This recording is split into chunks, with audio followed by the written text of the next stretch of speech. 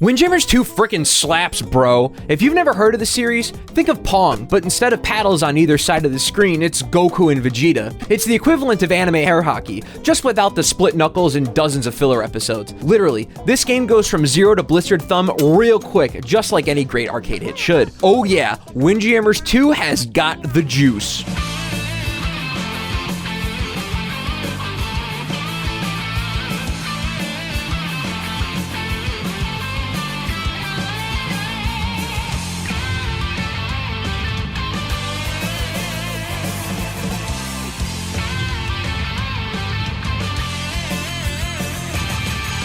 As you can see from the footage, Windjammers 2 is easily the first game of the year.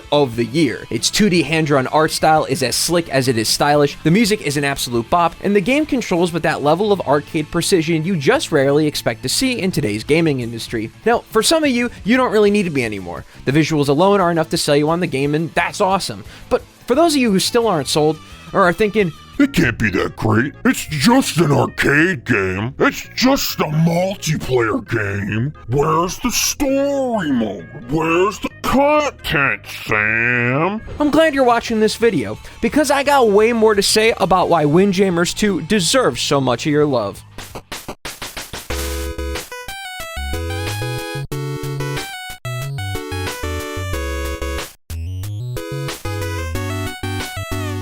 Now, you might have noticed that there's a 2 in the title of the game in question, and the road to get to this 2 was a long and winding one. I want you to love Windjammers 2 and appreciate it fully and completely, because it is incredible, but doubly so when you consider the history behind its development. Dotemu has revived the Windjammers IP, a 28-year-old game that for many years has only been playable on the oft-neglected console, the Neo Geo. SNK's Neo Geo rose to prominence in early 90s arcades as a multi-video system coin-op machine, capable of loading and playing upwards of 6 games at a time, before being sold as a luxury home console due to popular Japanese demand. Now, sadly, the Neo Geo isn't too well known or discussed in modern American-centric games media, especially when compared to its 4th-generation counterparts like the Super Nintendo and Sega Genesis. This is for a variety of reasons, although the Neo Geo's premium price tag is the most likely culprit for its scarcity. It costs the same as the highest model version of the Steam Deck, and that's not even accounting for inflation. However, the history of the Neo Geo is one that contains several stories important to many underrepresented peoples throughout the video gaming globe, especially in many Latin American countries, as Neo Geo cartridges were significantly cheaper compared to importing full one-game arcade cabinets from developers like Capcom. That's why it's so important that these stories are told and preserved in the best quality possible. And thankfully for Neo Geo fans,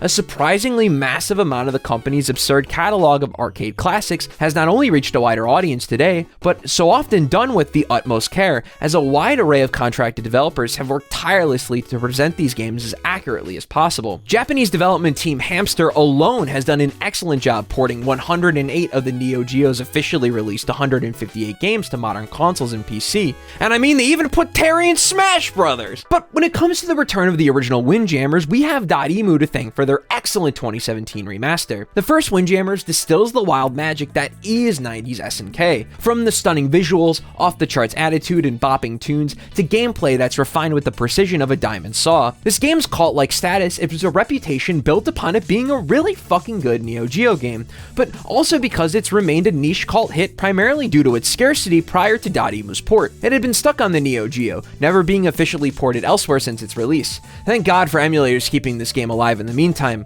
but for many console peasants, this game just couldn't be played. The defunct Data East Corporation, who developed the original title, had the rights to Windjammers, and upon the company's closure in 2003, their IP controlled scattered to the winds and were notoriously difficult to track down. Despite all this, somehow, some way, we arrived at a point in time where this port was possible, and well, I think we should give this original title the roses it deserves. The first Windjammers introduced the world to a competitive flying disc sports game, with mechanics that answered the question, what if Pong were also a fighting game? You control a character who can launch a frisbee at their opponent, ricochet it off walls, or lob it high in the air, all in the pursuit of getting it through the goals at the back of the court. There are 5-point goals and 3-point goals, with the first player reaching 12 points winning one set in a best best of 3. Despite its pick-up-and-play arcade nature and use of only 2 of the Neo Geo's 4 buttons, there is a lot more depth to be found here than what initially meets the eye. It's an easy-to-understand concept that allows for complex controls and character traits to deepen strategy and heighten the skill ceiling. Getting good, no, getting competent at Windjammers takes some commitment, as your reaction time is really put to the test. Each of the 6 characters have unique power and speed ratings, distinct paths to their curved throws, as well as individual super throws they can perform when fully charged. Windjammers bounces back and forth between 2 primary states of play,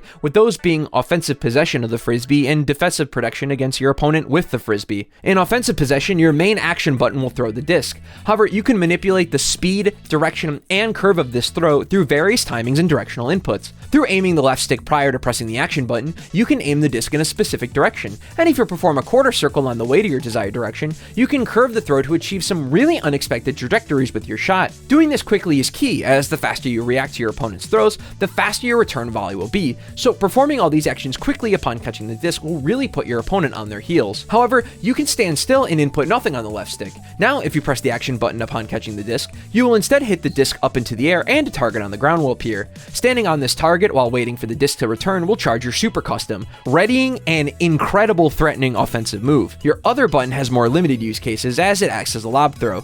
This can change the pace of battle and also more effectively manipulate your opponent's position, as they'll have to catch the disc where it lands instead of anywhere along its path. There's also a super throw version of the lob, allowing for some interesting mix-ups during a toss. Your defensive state has you without the frisbee, moving across the court to protect your goals. Your main action button, when paired with the direction, now inputs a slide to quickly catch up to an out-of-reach frisbee.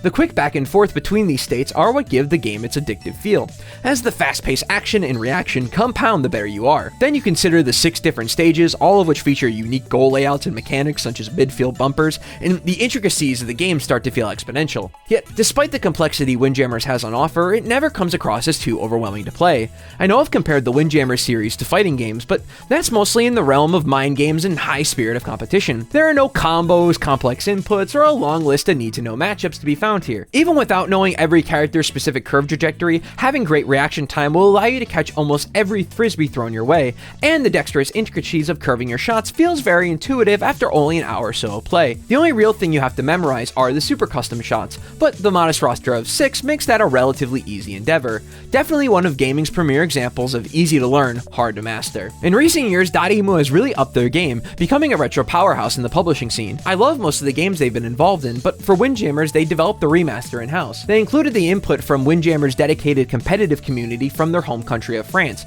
known to be the best in the world, to help play test and fine-tune the original game's feel for modern hardware. And it's a gorgeous visual update to boot, with all the bells and whistles of a well-crafted port, like excellently done CRT filters, new HD menu assets, and online multiplayer. They even sponsored a competitive league for a few years, hosting tournaments and events like EVO. Man, it's pretty wild we live in a timeline where Windjammers gets more love, respect, and genuine care put into a port than fucking Mario 64.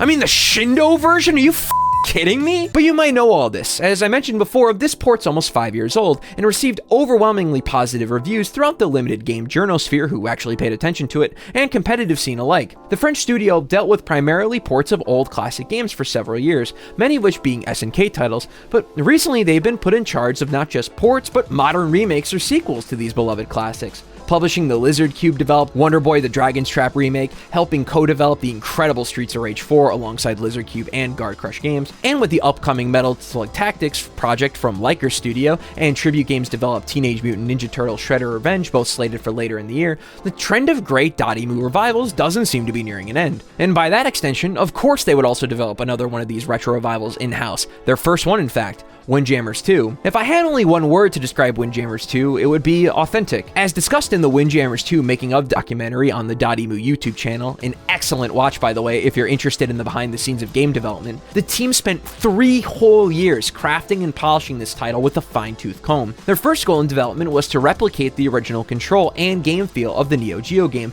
to absolute arcade perfection. They even went as far as to develop their own in-house game engine to achieve that high standard, as the original Neo Geo game game lacked any kind of system-wide physics engine. After all, you just can't take a game made 20 plus years ago and slap it in some modern game engine and expect great results, monkey ball. Sure, it would have been faster and more cost-effective to use something like Unity or Unreal, but it wouldn't have been right. Obviously, the most expensive and time-consuming choice isn't always the right call in game development, but for a game built upon arcade-level feel and control, getting this right is paramount. According to Dotemu's themselves, it wouldn't have been possible to recreate the original feeling of the first game, and to quote the creative director Stéphane Perez, c'est hyper important pour nous, il faut vraiment que ce soit parfait. For Dotemu, and this I highly respect, there is no choice in the matter. It must be perfect, and I'm so glad that it wasn't just a preference but a requirement to make Windjammers 2 as authentic as possible. Where this Herculean effort led to was a follow-up that plays and feels just like the original to a T, and that's so imperative for an arcade title like Windjammers, where the pure, raw arcade gameplay is the reason it's still played and fondly remembered today. All 6 of the original Windjammers are back and perfectly replicated, as well as their original stages. Sliding, ricocheting, curving, tossing, super customs, it's all here and accounted for, exactly as it felt in their remaster. The authenticity doesn't just stop at the controls either. Voice clips have been re-recorded for all the characters' shouts and moves, sounding like a less compressed version of the Neo Geo sound bites, and every court remains committed to precise dimensions and balance of their original 4:3 aspect ratios, despite being a 16:9 game. But to say Windjammers 2 is just an excellent recreation of what came before and leaving it at that sells the game drastically short, as Dotemu not only put in effort to recreate what was so great about Windjammers 1, they also made some serious improvements and additions. Simply put, this sequel earns its 2. If I had to point to the biggest issue with the first Windjammers, it would be that the amount of options you have on defense pale in comparison to what you can do on offense. While on offense you can throw, curve, lob, toss up, or use a super, the entirety of your defense game simply boils down to making contact with the disc at all costs before it goes in your goal. Windjammers 2 addresses this by adding in a few new mechanics that not only improve your variety of defensive and by extension offensive options, but does so in a way that avoids stepping on the toes of the core gameplay. The slapshot is a new move that allows you to instantly return a shot back. With proper timing, it can be one of the fastest options in the game. However, it does have some drawbacks. You have to be in a position where you'll be able to return the disc without dashing into it, and missing your slapshot is almost a guaranteed point for your opponent. It's a great risk reward, as that quick return might throw off your opponent and get you some points. Along the same lines, pressing the lob button right before catching the disc will perform a drop shot, which will slowly pop the disc near the front of the net. It's a move that allows you to punish your opponent for guarding far back near the goal line. Alternatively, you can hit a drop shot to move your opponent close to the net and use it as bait to get them away from the goal. However, it has the same risk reward that the slapshot has, meaning that missing will almost guarantee free points for your opponent. Anytime the frisbee goes up in the air, be it from a toss, lob, or bumper, you have the new ability to jump in the air and slam the frisbee to the ground. Similar to how the slapshot alters the timing of your returns, the jump can do the same for an airborne disc. If your opponent isn't expecting a jump, it can really catch them off guard, as the frisbee gets slammed to the ground quite quickly. You can also perform a wheel spin from a jump position, or fall back to the ground and perform a regular throw to mess with your opponent if you think they called your jump. While it's not as risky as the drop or slap shot, the hang time you get from jumping can allow opponents with fast reactions to catch the slam disc and return it before you can start sliding again. The last of the new additions to the gameplay was a special meter that fills up as you return the frisbee or lose goals. Once it's maxed out, you can perform either an offensive super, which is just like a super custom except it can be activated from any catch, and a defensive super, which will send the disc high up in the air on your side of the court regardless of how far away you are from it.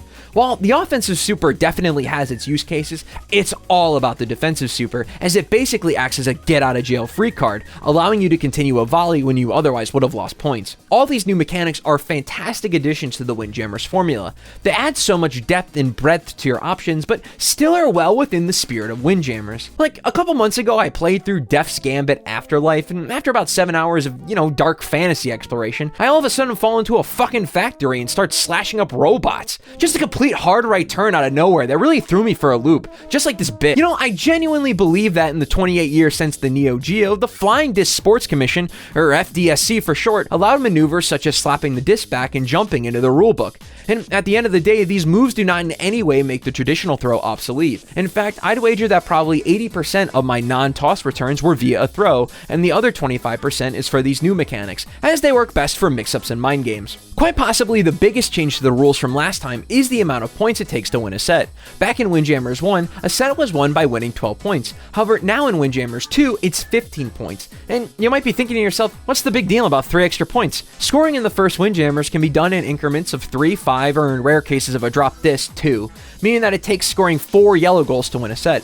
However, that goal count can be dropped to 3 by hitting the red goal twice and yellow goal once. In Windjammers 2, it takes 5 yellow goals to win a set, as opposed to the 3 it would take from hitting red goals. This makes the extra points gained from red goal significantly more worth it than it was in the first game. The extra 3 points also makes sets inherently last longer than they typically would in Windjammers 1, even with the running clock starting 9 seconds earlier.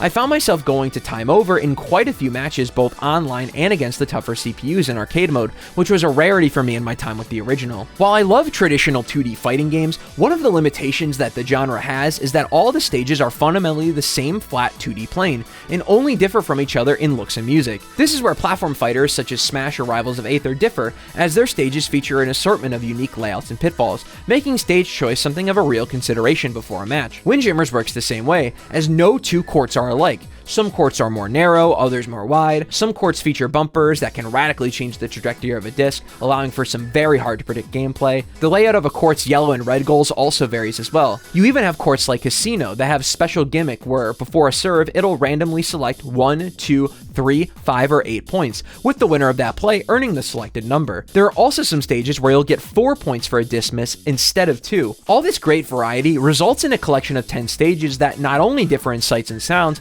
but also constantly keep the gameplay fresh by having to account for the various court mutations. It also means that choosing what stage to play on from a competitive perspective is an actual element of the greater metagame to consider. For example, when I play online, my go-to character tends to be Steve Miller, whose super custom will always enter the very top or bottom of the opponent's goal. Because of this, my typical go-to stage online is Ring, which conveniently has 5-point red goals on the top and bottom of the goal line. The stage also rewards 4 points for missed shots, giving me more bang for my buck when I fake out my opponent with jump slams, which I love to do quite a bit. But speaking of the characters, I'd be remiss if I didn't mention the new roster additions as well. As I said, all of the 6 original Windjammers have been faithfully brought over, but the game also adds in a new batch of characters too, each with their own unique stats and special moves. One aspect of the Windjammer series I really love is how each of the characters are from a different country, like they're all coming together in this single Olympic city for one big Windjamboree. All 11 characters have 2 main stats, speed and power, with these stats having an inverse relationship with each other. The faster a character is, the slower they can throw the frisbee, and vice versa. Shockingly though, I haven't really found one class of character to be particularly superior to the other. Sure, slower characters have it a bit tougher on defense and speed characters on offense, but due to the additions made to each state of play, it really all balances out and comes down to player preference, which I think is wonderful. Also, I know I mentioned 11 characters. If you do this on the title screen,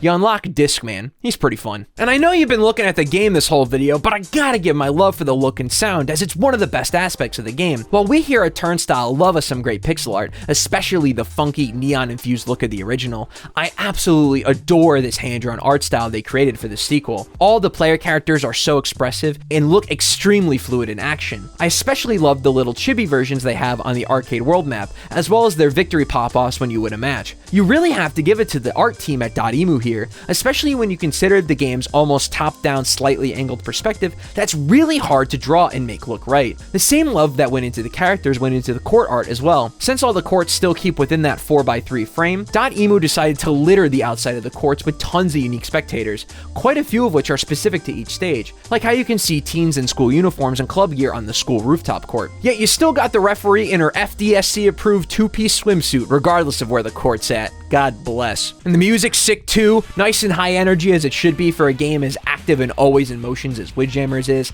Honestly, I'd love to throw a majority of these great tracks into a workout playlist or something. And don't think I didn't hear those amazing Persona 3 samples in the Junkyard Court, by the way. Absolute heat. So dance while I put you in a trance. Come on, girl, I wanna rock you, baby. You can jump when the beat gets rough. They can wild with the feel. Now, this isn't to say I don't have any issues or problems with Windjammers 2, and we'll get to those in a second, but first I want to address a common criticism levied at the game that I've seen from a few big review outlets, and that's the claim that Windjammers 2's content is lacking and rather bare bones, to quote Dexerto.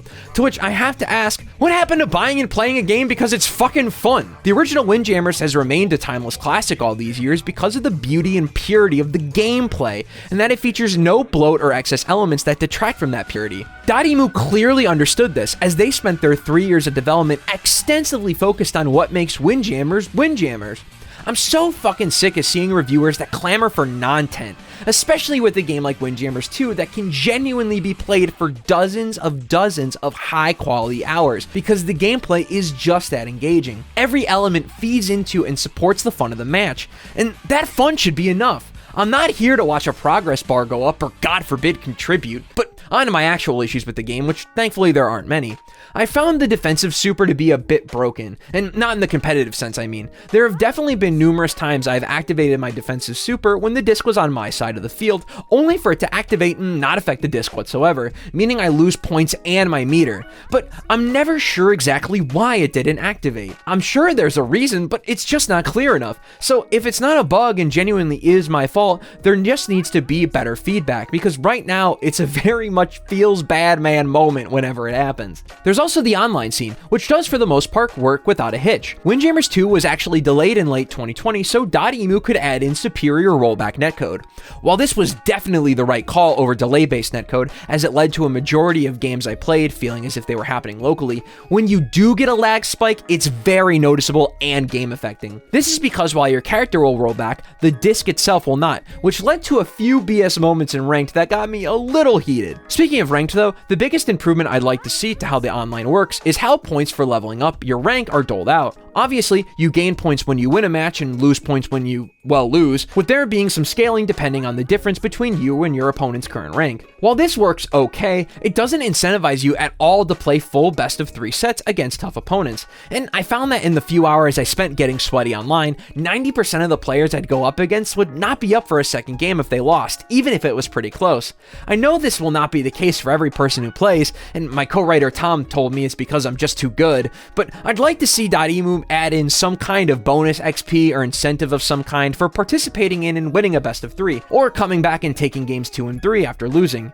I just want to play full sets online, man. Oh, and if your opponent forfeits or rage quits, you get no ranked points, even if you were a split second away from taking a game. That's bullshit and needs to be fixed ASAP. The last issue I wanted to bring up isn't a problem with playing the game itself, but how the game teaches you. The how to play on the main menu is extremely bare bones, showing you a slideshow of individual stills on what each button does. This is not very helpful in understanding the goldmine of deep gameplay that lies under the hood of Windjammers 2. Now, I still stand by my statement that Windjammers 1 and 2 are both very pick up and play, and basic rules of engagement can be learned relatively intuitively just by playing it, being that it is an arcade game. However, the game telling you how to slapshot is completely different than why to slapshot, and I think Windjammers 2 could definitely benefit from more long-form advanced tutorials for those who want to learn about the intricacies of the game. But since you're already here, we might as well do what we do best. This is Turnstyle's Ultimate Beginner's Guide to Windjammers 2, so you too can become a champion.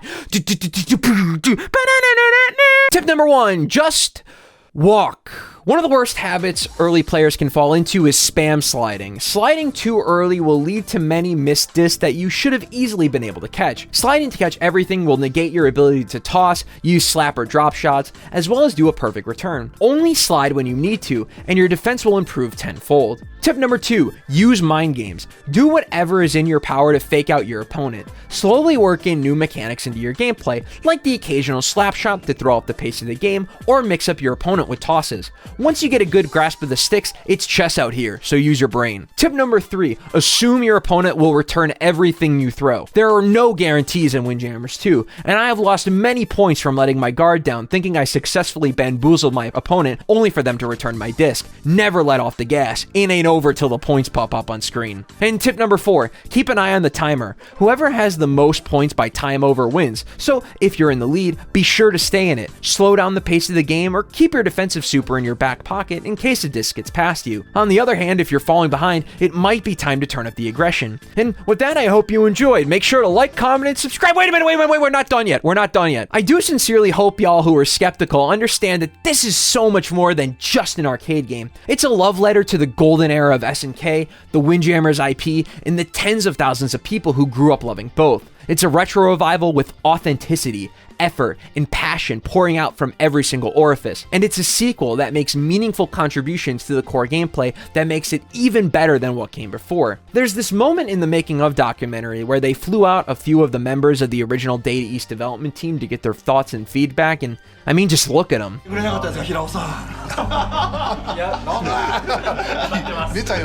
I know we've covered a lot of these types of remakes and retro revivals on Turnstyle, and seeing this makes me ask myself, do you think Junichi Masuda smiled like this when he first saw BDSP? Or Toshihiro Nagoshi when he first saw Banana Mania? Or any other developer whose hard work and passion was wheeled out to make a cheap cash grab because our modern systems can't play old games? This is what gaming is all about to me. Damn, did I just get emotional because of Windjammers? Fuck yeah, I did! Perhaps most of all, Windjammers 2 proves that we do not have to accept mediocrity. Dotemu has proven through its publishing and now in-house development efforts that not only can you do it right, but that you should do it right. And that's something even as obscure as Windjammers deserves your love and respect. And also the game's on Game Pass, so you really have no excuse not to try it out. Hey, thank you so much for watching our video review of Windjammers 2. I know it's a bit longer and a lot more in-depth than a lot of the other reviews I've seen for the game online, so if you liked this video and found it helpful, make sure to give this video a thumbs up as well as leave a comment to appease the YouTube elder gods. And in the meantime, why don't you check out some of our older content like reviews, guides, and other equally based gaming content right here on Turnstyle. Take care.